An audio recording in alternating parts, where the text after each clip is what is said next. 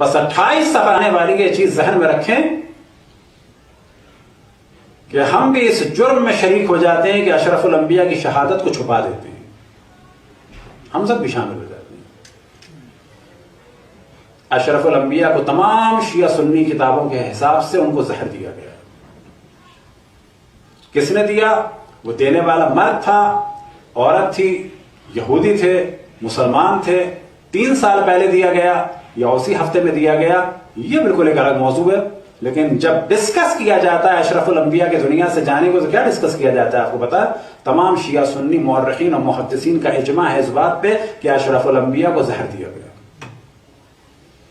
اب یہاں پہ سوال کیا جائے کہ جب انہیں زہر دیا گیا تو زہر کو چھپایا کیوں جاتا ہے، اور جب زہر دیا گیا تو ان کو شہید کیوں نہیں کہا جاتا، اور جب ہم شہید کہتے ہیں تو اس پہ ناراض کیوں ہوا جاتا ہے؟ شہید ایک اہم ترین صفت ہے، شہادت ایک اہم ترین مقام ہے کہ جس پہ اشرف الانبیاء فائز ہوئے. کس کے ذریعے سے؟ زہر کے ذریعے سے.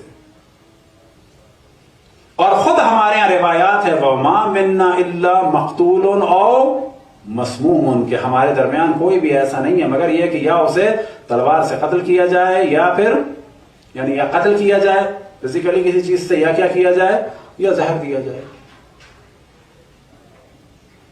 لیکن اگر آپ دیکھیں اتنا دوسری جانب کے کلچر کا ہم سب پر بھی اثر ہے کہ ہم بڑے مطمئن ہو جاتے ہیں وفات وفات وفات، اور اس سے زیادہ ظلم کیا ہو جاتا ہے کہ اشرف الانبیاء کی شہادت کا اتنا ذکر نہیں ہو پاتا کہ جتنا ہونا چاہیے. اور یہ ذکر جتنا کھلے گا اتنا تاریخ اور کھلے گی کہ اشرف الانبیاء کے ساتھ کیا ہو. بس کربلا کے واقعے کا تعلق اشرف الانبیاء کی شہادت سے شروع ہوتا ہے، اور اشرف الانبیاء کی شہادت کے بعد جو سب سے پہلا واقعہ ہوا وہ جانتے ہیں کیا واقعہ ہے؟ اشرف الانبیاء کی شہادت کے بعد جو سب سے اہم واقعہ ہے وہ جناب سیدہ کی شہادت.